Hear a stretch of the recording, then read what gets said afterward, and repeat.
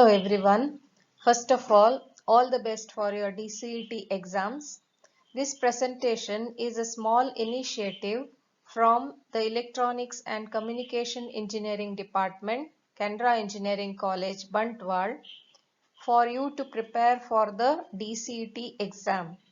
This presentation is on chapter number 15, that is ARM controller, and is prepared by Dr. Ganesh V. Bhatt, Professor, Department of E&C, Canara Engineering College, and myself, Mrs. Savita Acharya, Assistant Professor, Department of E&C, Canara Engineering College.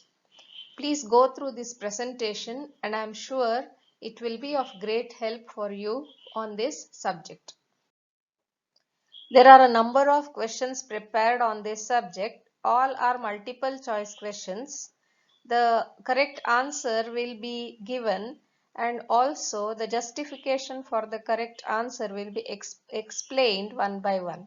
So the first question is, function of pin connect block is, there are four options out of which you have to select the correct answer. The correct answer is answer A.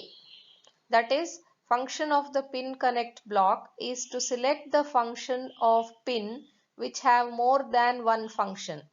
That is, in a microcontroller there are some selected pins which can perform more than one operation. So which operation that pin is required to perform is configured by the pin connect block.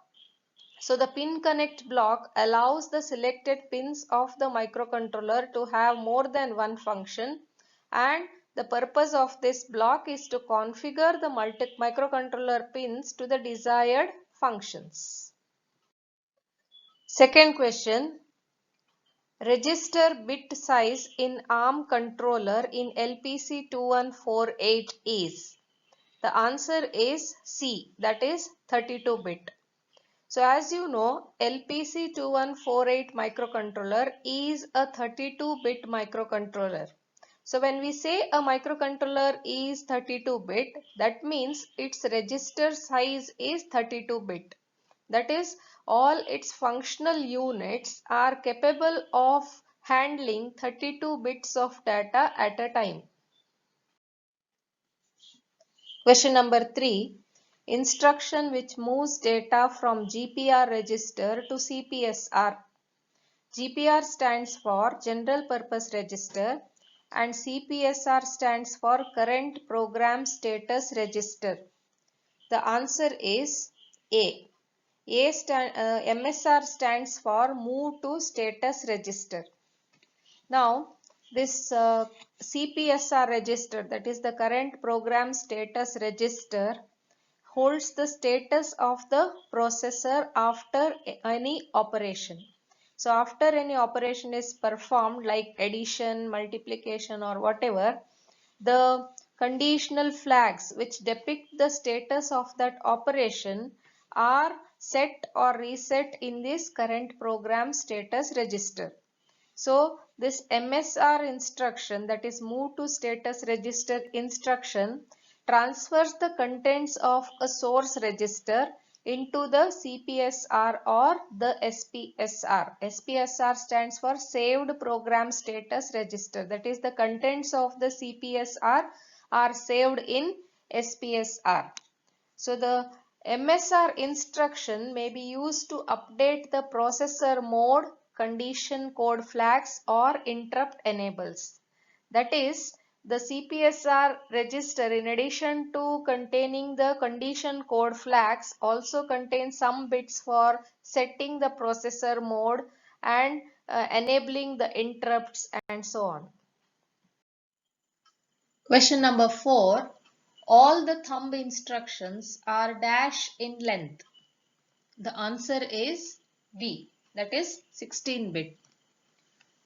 The ARM controller has got two sets of two instruction sets. The one is the traditional instruction set, which is 32-bit long, and the other one is the thumb set where the instructions are 16-bit long. Which instruction set is to be used, that is to be decided by the developer. So the thumb instruction set is said to be a subset of the most commonly used 32-bit ARM instructions.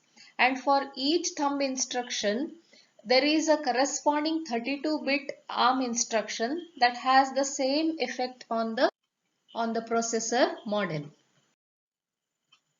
Question number 5. The LPC2148 has dash byte of flash memory. The answer is C, that is 512K. The LPC2148 microcontroller has 512 KB on-chip flash memory as well as 32 kilobyte on-chip SRAM. Also, this microcontroller includes inherent support up to 2 KB finish point USB RAM. This memory is well matched for all the microcontroller applications. Question number 6. AMBA stands for. The answer is C. Advanced Microcontroller Bus Architecture. The ARM Advanced Microcontroller Bus Architecture, that is AMBA, is an open standard on-chip interconnect specification for the connection and management of functional blocks in system on a chip, that is SoC designs. This facilitates the development of multiprocessor designs with a large number of controllers and peripherals. Question number 7. Dash is used to pre-process one of the operand present in RM register before entering into ALU in ARM controller. The answer is B, that is barrel shifter. In ARM, for most of the data processing operations, data processing instructions, a unique and powerful feature is included, that is the ability to shift the 32-bit data in one of the source operands to the left or right by specific number of positions before it enters the ALU. This is very much helpful in increasing the power and flexibility of data processing instructions. The barrel shifter performs 5 different shift instructions, that is logical shift left. Logical shift left corresponds to shifting the operand, 32-bit operand, to the left. Like this bit is shifted to the left like this, and the most significant bit is lost. Okay. In case of logical shift right, the 32-bit data is shifted to the right. That is, you have it like this, the rightmost bit is shifted here. Like this it goes on, and the least significant bit is lost. In case of arithmetic shift right, this is meant for signed data, that is the sign bit, that is the most significant bit, may it be 1 or 0 for the negative or positive number respectively, is retained and then it is shifted to the right. So it is like this. In case of rotate right, ROR, the number is rotated to the right, that is inside it is shifted to the right, and the least significant bit it is moved back to the most significant bit like this, and this goes on. In case of rotate right extended, this is rotate through the carry. So you have a carry bit and then the 32-bit data. So it is rotated to the right. The rightmost bit is shifted to the carry and the carry bit is again shifted into the data.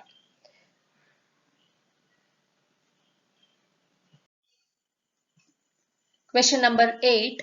Dash register is used to control the direction of each port pin in ARM controller. The answer is D. It's obvious, IODIR. IODIR register is a 32-bit register and each bit of this 32-bit register corresponds to the each pin in the port. So setting a bit to 1 configures the corresponding pin as an output pin and 0 configures it as an input pin. Question number 9. The PLL multiplier and divider values are controlled by dash register. The answer is A, that is PLL CON. So PLL, or a phase lock loop, is a system that generates a clock signal with reference to an input signal, usually from a crystal oscillator. So in this there are various registers for doing various tasks, but here the PLL multiplier and divider values are controlled by the PLL control register, that is PLL con. So the PLL CON register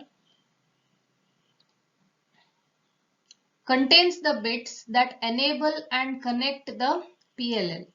Enabling the PLL allows it to attempt to lock to the current settings of the multiplier and the divider values. And connecting the PLL causes the processor to and all chip functions to run from the PLL output clock. Question number 10.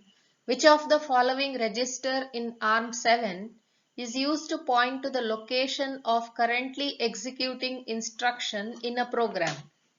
The answer is C, that is R15. So this is nothing but the program counter. The function of the program counter is to point to the location of the next instruction being executed. So here in ARM7, the register R15 contains the address of the next instruction to be fetched by the processor, and hence it acts as the program counter. Question number 11. Consider a 4-bit ALU which does 4-bit arithmetic. When the following 4-bit numbers are added, what is the status of NZCV flags? The numbers are 1101 plus 1011. NZCV, N stands for the sign flag, that is negation. Z stands for the zero flag. C stands for the carry flag, and V stands for overflow flag. The answer is D, that is NZCV is 1011. Now let us see how does this happen. The two numbers are 1, 1, 0, 1, and the other number is 1, 0, 1, 1. When I add these two numbers, 1 plus 1 is 1, 0. So I get a carry here. Again 1 plus 1 is 1, 0. Carry here. 1 plus 1, 1, 0. 1 plus 1 plus 1 is 1, 1. So I get a carry here. Okay. So from this, I see that there is a carry. So the carry flag should be 1. So the third one, that is 1 minute. So here, you see a carry. So the carry bit is 1. Okay. And the most significant bit is 1. So that means it is a negative number. So the sign bit, that is N, negative, that is 1. The number is non-zero, that is why the 0 flag is 0. And the number is not overflow, satisfying the condition for overflow. So you can see, if these are, when these are two signed numbers, the most significant bit of both these numbers are 1, and the sum is also negative. So there is no overflow. That's why the overflow bit is 0. So NZCV is 1010. So that is what is explained here. Question number 12. In the ARM nomenclature, ARM XTDMI, D and M stand for? The answer is A. That is, debug and fast multiplier units are present. In ARM7 TDMI, it's a core processor module embedded in many ARM7 microprocessors. Here, T stands for capable of executing thumb instruction set. We have already seen what is thumb instruction set. T stands for featuring with IEEE standard 1149.1 JTAG boundary scan debugging interface. M stands for featuring with the multiplier and accumulate, that is MAC unit for DSP applications. And I stands for featuring with support of embedded in-circuit emulator. So here D is for debug and M is for MAC, that is fast multiplier. So debug and fast multiplier units are present. Question number 13. Evaluate the following statements. R13 is traditionally used as the stack pointer and stores the head of the stack in the current processor mode. Second, R14 is the link register where the core puts the return address on executing a subroutine. Third, R15 is the program counter and contains the address of the next instruction to be fetched. The answer is A. That is, all the options are true.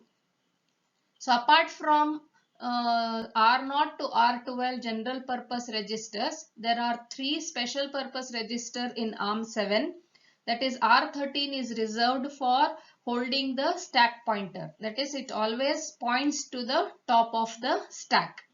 And R14 is the link register. This is associated with the subroutine. That is, whenever a subroutine or a function is called, the return address is stored in the R14 register. And R15, as we have already seen, is treated as the program counter here. Question number 14. If an instruction takes 3 cycles for execution, then how many cycles are needed for executing 4 instructions of the same type in a sequence using a 3-stage pipeline? Assume that there are no interrupts or exceptions while executing them. The answer is B. That is 6 cycles. So here, in case of a pipeline, you know that a pipeline allows you to execute instructions parallelly. That is, say suppose you have 3 stages, that is the fetch, decode and execute. So consider a 3-stage pipeline. So the first instruction will be going through the fetch stage first, then to the decode stage, and then finally to the execute stage. So first instruction requires 3 cycles for execution. So we need to find out how many cycles are required for executing 4 instructions in this pipeline system. So once the first instruction is fetched, I can go on with the second instruction. That is, second instruction now can be fetched when the first instruction is decoded. Am I right? So this is the second instruction.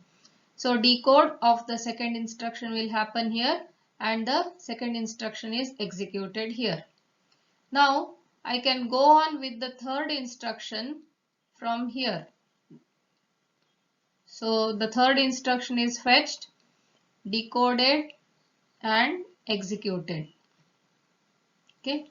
And the fourth instruction can start its fetching from here. That is, when the third instruction is decoded, the fourth instruction can be fetched, decoded and executed. Okay. So how many clock cycles first? So first instruction can starts its execution, finishes its execution in 3 clock cycles. That is 1, 2, 3. Second instruction finishes in 4 clock cycles. That is this one, 4th clock cycle.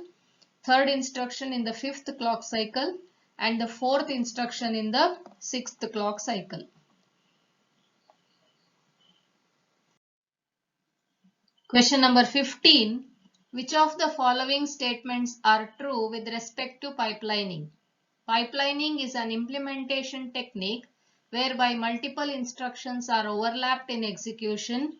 It is not visible to the programmer. Second, each step is called a pipe stage or pipe segment. Third, pipeline machine cycle is the time required to move an instruction one step down the pipeline. The answer is A. That is, all the statements are true. So the process of fetching the next instruction while the current instruction is being executed is called as pipelining. So we have seen in the previous slide. So all the operations are overlapped in execution. And of course each step is called as a pipe stage, and pipeline machine cycle is the time required to move an instruction one step down the pipeline.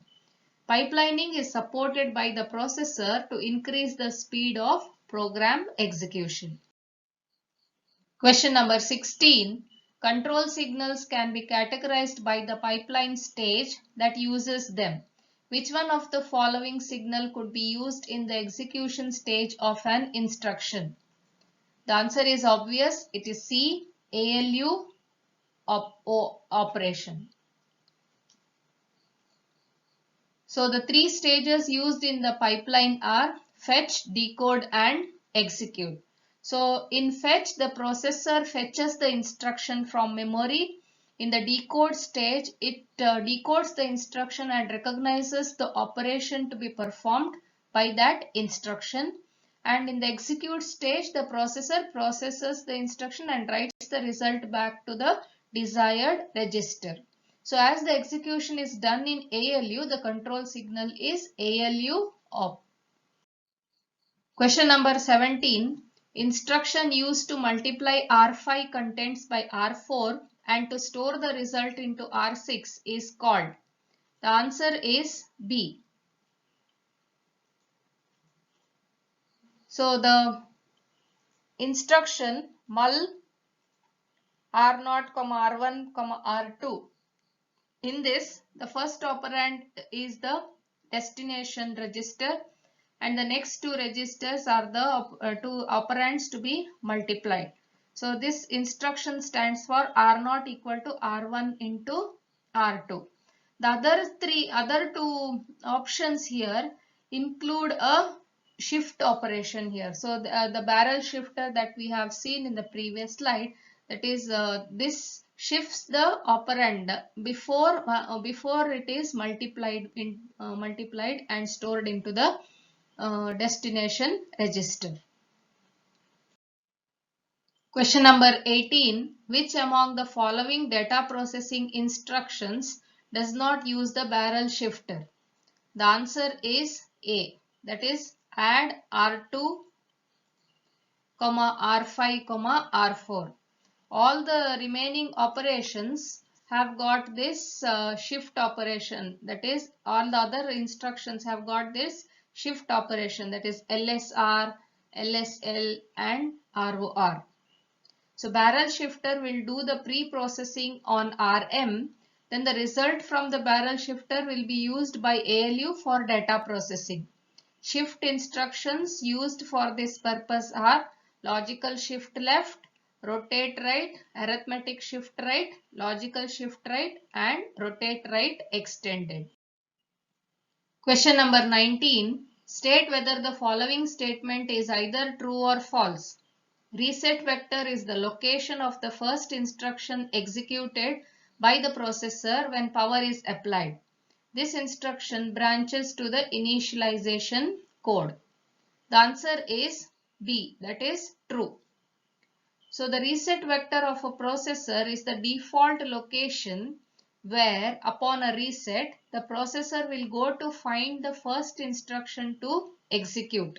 In other words, the reset vector is a pointer or address where the processor should always begin its execution. Question number 20. when a global variable may be modified by an exception handler, it should be declared as? The answer is D.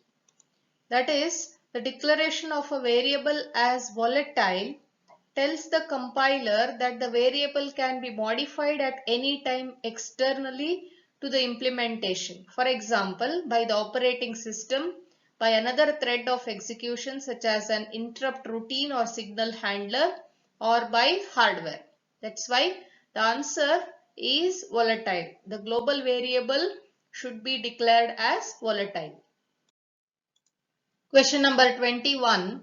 Using only two instructions, add a 64-bit integer contained in R2 and R3 to another 64-bit integer contained in R0 and R1 and place the result in R5, R4 and R5. The answer is B. That is, add S R4, R0, R2 and add CS R5, R1, R3. So the 64-bit numbers, the first number is the least significant bit. The first 64-bit integer is contained in R2. So that is the lower 32-bit number is in R2 and the higher word is in R3. The second 64-bit integer is contained in R0. That is, the lower 32-bit number is contained in R0 and the higher 32-bit number is contained in R1. So you need to place the result in R4 and R5. That is, R4 is the lower word and R5 is the higher word. Okay. The instruction is add S. That is, the other instruction, that is add, does not modify the status register. That is the conditional flags. Whereas add S instruction modifies the status register. So the first instruction is add S R4, R0, R2. That is, first we are the traditional method. First we are adding the lower word. R2 plus R0 is stored in R4. That is, add S R4, R0, R2. Now this instruction will set or reset the state conditional flags. Now the next words, the corresponding words found in R3 and R1 should be added along with the carry from the previous addition. That's why the next instruction will be add CS, that is add with carry. Okay, R5, R1, R3. So R3 and R1 are added along with the carry and stored in R5.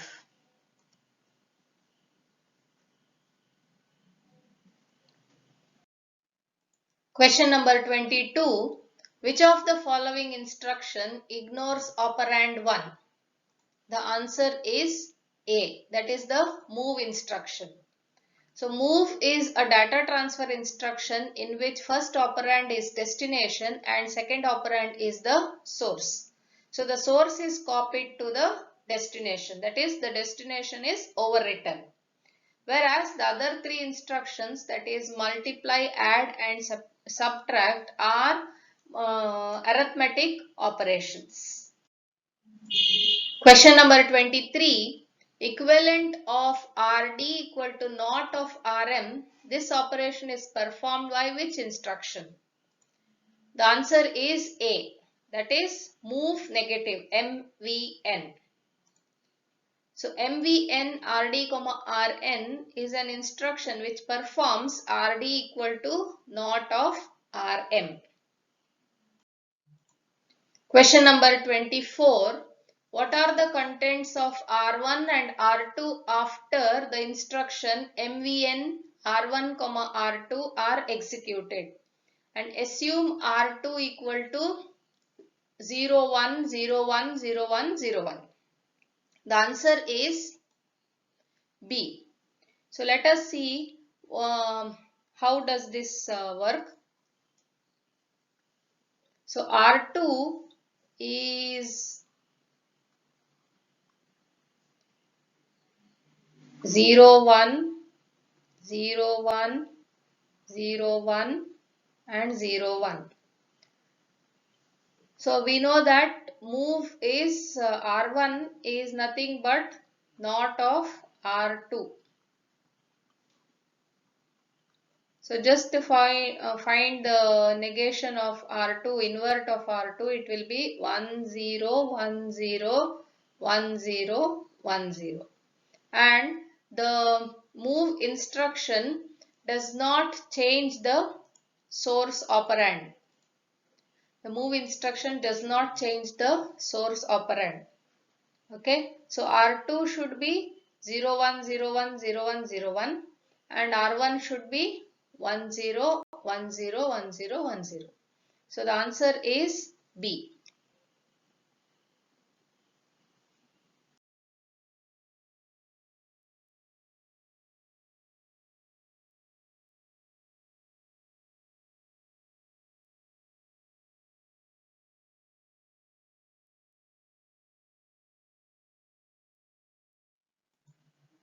Question number 25. If the initial register contents of R0, R1 and R2 were as given, assume R0 is the result register after one of the operations below was performed on R1 and R2, which has been modified to R0 equal to 1, 2, 3, 4, 5, 6, 7, 8. What was the operation performed on the contents of R2 and R1? Answer is B. So the question is, there is this R0 is 0 initially. The operation to be performed on the two operands are R1. R1 is 0 2, 0 4, 0 6 and 0 8. Whereas R2 is 1 0, 3 0, 5 0 and 7 0. So which operation, after some operation is performed, the result in R0 is found to be 1, 2, 3, 4, 5, 6, 7 and 8. So obviously if you look at this operation, look at the answer will be obtained only after the OR operation between R1 and R2. Okay.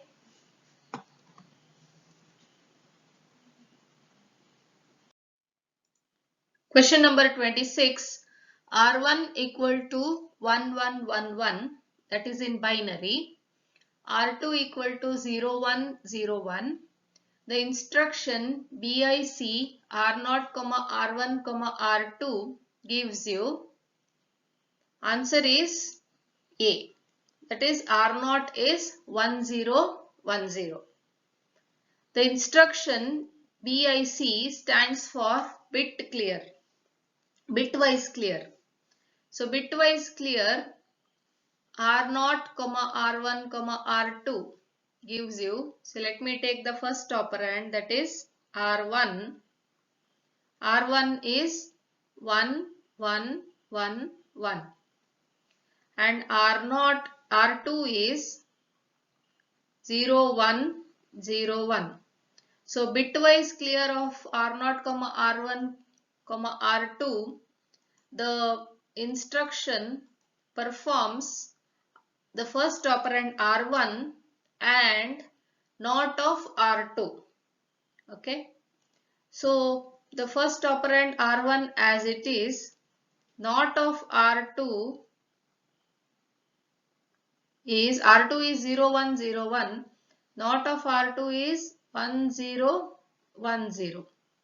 The AND operation of this is 1 and 0 is 0, 1 and 1 is 1, 1 and 0 is 0, 1 and 1 is 1. So the answer is 1 0 1 0.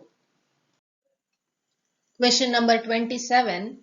Status of Z flag after the execution of CMP, that is compare instruction given below, when R0 equal to 12, R9 equal to 12 is. The instruction is CMP R0, R9. So the answer is A, that is Z flag is equal to 1. So as you know, the 0 flag will be set only when the result of an operation is 0. So here you are asked to compare R0 and R9, both of which contain the same value 12. So we know that the compare instruction performs R0 minus R9. So when this R0 minus R9 operation is done, the result is 0 and hence the 0 flag is 1. Thank you all for your patient listening, and once again all the best for your DCET exams.